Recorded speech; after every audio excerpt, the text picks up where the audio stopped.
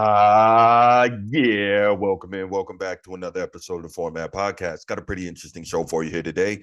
Going to talk some Shaquille O'Neal and his really interesting comments lately about Steph Curry, the babyface assassin. But before we get to that, if you're here on YouTube, you already know what time it is. Please go ahead, click that subscribe, that like, and that notification bell. And just to let you know, we're getting up close to the 800 subscriber mark, which is, I really appreciate everybody who's watching and subscribing and commenting and watching the YouTube reels and the YouTube shorts and the Instagram reels and the TikTok and all that, and coming over and subscribing to the channel. And there's going to be a benefit to that, okay? Looking to get to that magic number of 1,000 subscribers. And once we do that, I'm going to start hosting live call-in shows, which I know some of you would really look forward to, because I know there's a lot of people who don't agree with a lot of the takes I have and a lot of things I say, and they'd love a chance to go at me. And that would be great, because I love the interaction. I love the chance to further, talk to people and kind of hear their viewpoints, because a lot of times when you leave a comment, that's not really enough to really get what your point is across. So the opportunity to really have the live call-in shows and talk to you guys directly, that's going to be awesome. So I need you to help me get there. Please go ahead, click that like, that subscribe, and that notification bell. Let's get to 1,000 subscribers. Make sure you share the channel with other people you know who love the sports talk and love a different voice and a different perspective. Also, if you want the audio-only version of the podcast, go ahead, open up your audio podcast platform, hit the search bar, type in The Format Podcast. We should come right up. If you enjoy the content, please make sure you give us that thumbs up, that like, give us that 5-star review, leave us a comment. All that stuff helps us rise in the algorithm, helps us find more sports fans, helps more sports fans find us. Now let's get right to it. Shaquille O'Neal is known as one of the most dominant players in the history of the NBA, right? I would say it's Shaquille O'Neal and Wilt Chamberlain in terms of sheer brute physical dominance, strength, speed, agility, and just complete dominance, right? There was a time for a stretch, maybe about a 5 or 6 year period, where Shaquille O'Neal was absolutely untouchable, could not be guarded, and you just couldn't do anything with him.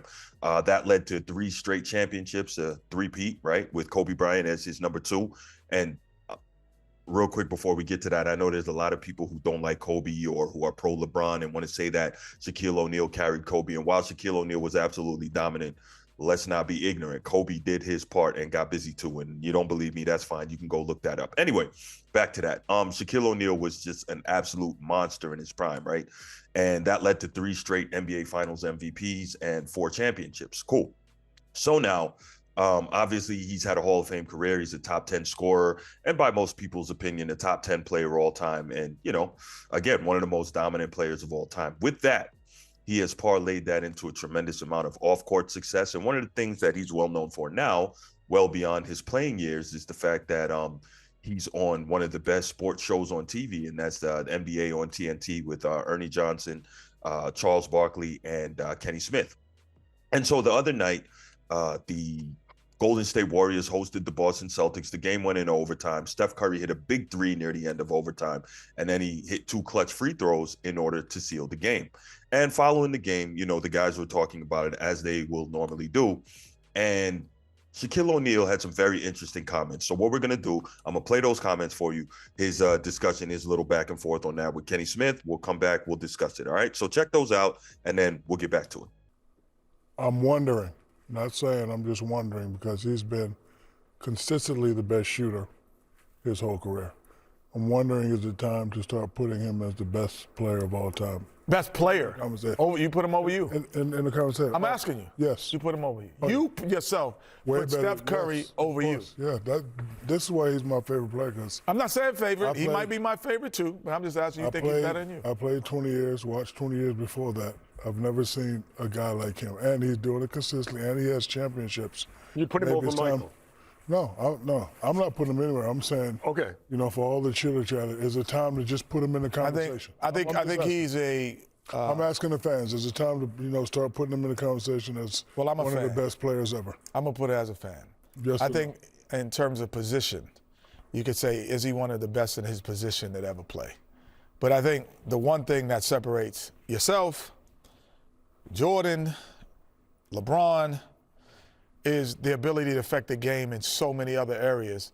Well, okay, because one part of I'm not saying one part of basketball. It's for Steph.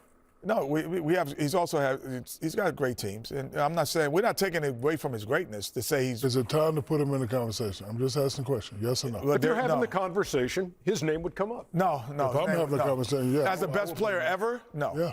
Not as the best player ever. He can do it all No, except. he's the best position. He might be best in his position. Hey man, he can do it all. No. Listen, his title is solidified. He's the best shooter ever by far. But I'm saying because of what he's done and how long he's done it, do we put him in that conversation? So, I know that a lot of times Shaq says things to kind of spur discussion and get people thinking and get people talking. And he seemed really serious here. I'm not sure if that's what he was trying to do. The thought of Shaquille O'Neal asking the question. Now, notice he was very careful in the way he worded that, right? Shaq's not a dumb guy. He worded that very carefully and saying, I'm not saying he is, but I'm asking the question, is it time to start the discussion? And for me, no, it's not time to start the discussion. I have all the respect in the world for Steph Curry. I'm a huge Steph Curry fan. I love that nobody expected him to be what he's become, but he has become it regardless. I love the fact that he's a 4-time champion, a 1-time finals MVP. I love it. I love the fact that he has, been a major foil to LeBron James on the championship stage in his career, right? We know that LeBron James is an all-time great, and he's a guy that clearly is within the GOAT conversation. Not for me, but for a lot of people, and that's fine. But I like the fact that Steph Curry has broken it up, right? The league, if one guy or one team is too dominant, can get boring. And Steph Curry has been able to, play his role in kind of being a foil or a rival to LeBron James. It's not Magic and Bird, but for this era, at least for, the last 10 years or so, it's been pretty constant. And so that's cool. Anyway, Steph Curry is a guy who kind of the merits of his case are this, right? He's a guy that most people can't identify with, right? We talked about Shaq earlier being one of the most dominant, if not the most dominant player of all time. And that's nothing but genetics, right? He's 7'1", at his peak, he was about 330, 340 pounds. He was, almost inhumanly strong, but also he could run the floor like a deer. He was incredibly agile. He could block shots. He could rebound. He could do all those things, right? And that led to the dominance. Now, everybody simply can't do that. You just can't, right? You have to be born that way with those type of gifts. Now, Steph Curry, he's about 6'3". He's slight of frame. Now, you can see over the past few years, he's really put in the time in the weight room and developed his body, right? He's done a tremendous job with that. But Steph Curry is something that more people can aspire to because he's not, absurdly tall like most NBA players are. I think the average NBA height is like 6'8". So he's not absurdly tall. He's 6'3". A lot of people are 6'3" in this world. He is, very quick, but not super fast, right? Not Allen Iverson fast, not Russell Westbrook fast. He's not that, but he's very quick. He's a guy who has developed his game through work and repetition. Most people regard him as the greatest shooter of all time. You could make some argument for that. Maybe a Ray Allen, maybe a Reggie Miller, maybe some other guys like that. But in most people's estimation, and I don't think it's ridiculous or unfair to say it, he's the greatest shooter of all time. The guy is, for his career, let's see here. He's 91% from the free throw line, 43% from three-point range, and 47.5%. So we can round up to 48% field goal percentage. Like, that's incredible to think that the dude almost shoots, 40, 50, 90 for a career. Like, that's absurd. And so Steph Curry, he is motivational to the average person because basically the thought is if you put enough work in, then you can be great at something, right? And there's a lot of guys who obviously aren't as good as Steph Curry or as great as Steph Curry, I should say. There's a lot of guys who, put the time in and put the reps in and make themselves into great shooters and make themselves able to move without the ball or handle the ball and get themselves to a position where they can be outstanding basketball players. Maybe they can make it to the NBA or, they could be Division I basketball players. That's not easy to do either. But the point I'm trying to make is everybody can't be Shaq, as we know. But a lot of people can obviously they can't be Steph Curry either, but they can make themselves into some lesser version of Steph Curry, which could possibly get them to the level that they want to get to and make them an outstanding player. So Shaq saying Steph Curry is in the argument for greatest of all time, I think he's absolutely not, right? A lot of people, after he won his last championship, had him moving into the top 10 of all time. I did a show about that a while back. I also don't agree that he's a top 10 player of all time, because then the question starts to become, who do you move out of the top 10? And you can go back and check that show and see your thoughts on that. But it's no disrespect to Steph Curry to say he's not in the GOAT conversation, right? Because that's a conversation limited to very few people. Now, I totally get if you're talking about influence on the game.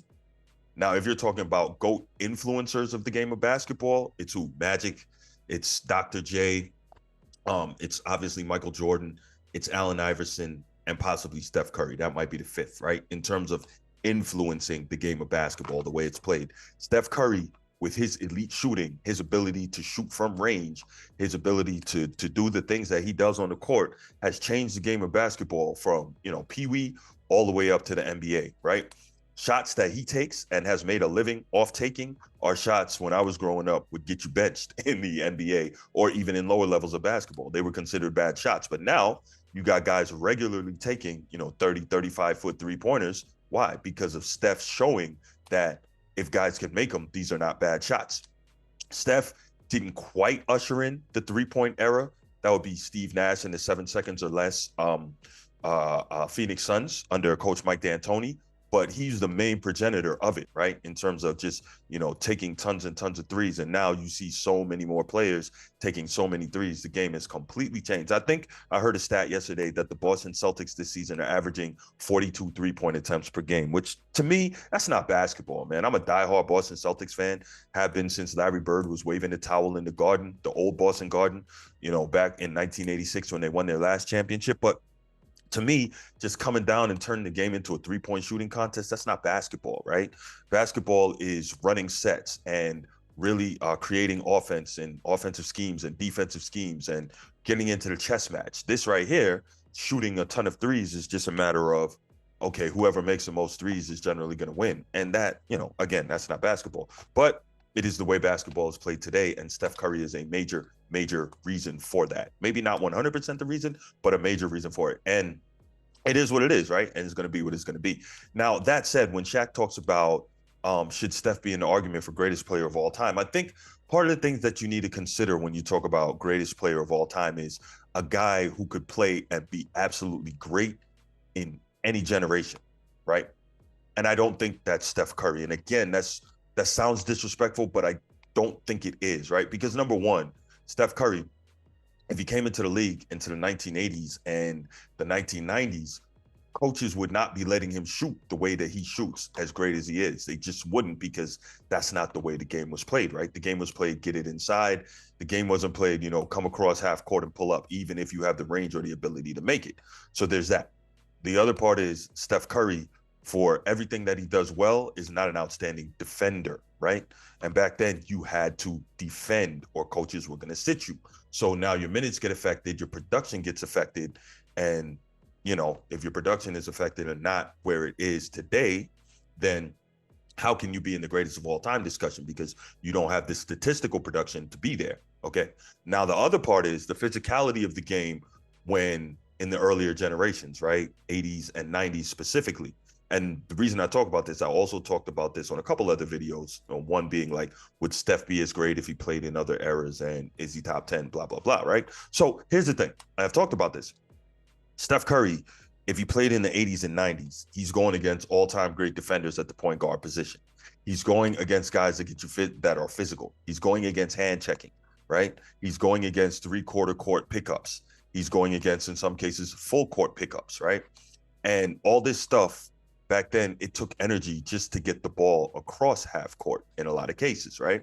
And so a lot of the energy that Steph has, and he is a tremendously conditioned athlete, so I'm not trying to take anything away from him, but being tremendously conditioned in an era where people can't touch you and there's less force applied on you is different than being tremendously conditioned in the old days, right?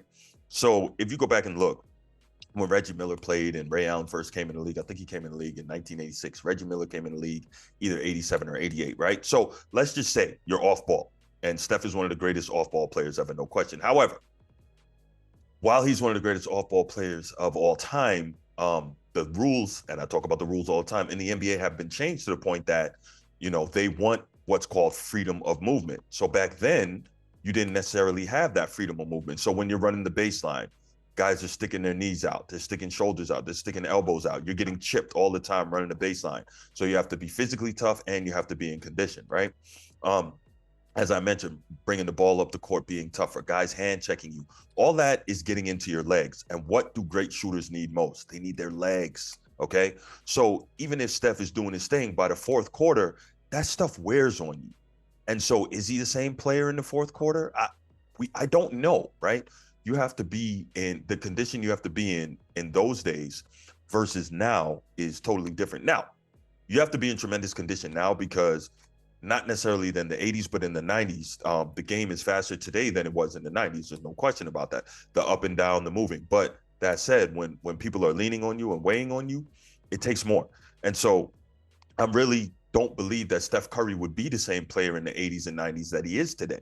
And that takes away from the argument for greatest of all time. To be in the greatest of all time discussion, you have to be able to dominate no matter the era, right? And the other guys who are in that, maybe your Oscar Robertsons for the older guys, your Wilt Chamberlains for the older guys, obviously your Kareem Abdul-Jabbar, your Michael Jordan, your Magic Johnson, those guys, the LeBron James. Again, I don't believe personally, and this is another show, I'm pretty sure I talked about this, that LeBron James would be what he is today if he played in the 90s. I absolutely don't believe that, but I'm not going to get into that. The point is, to be able to be in that GOAT discussion, you got to be able to be great in any era you played in.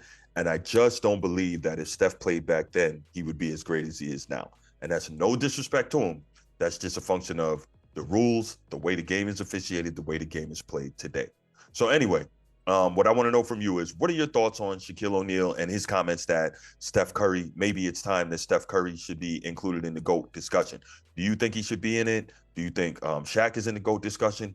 Who do you think is in the GOAT discussion? Leave your comments in the comment section.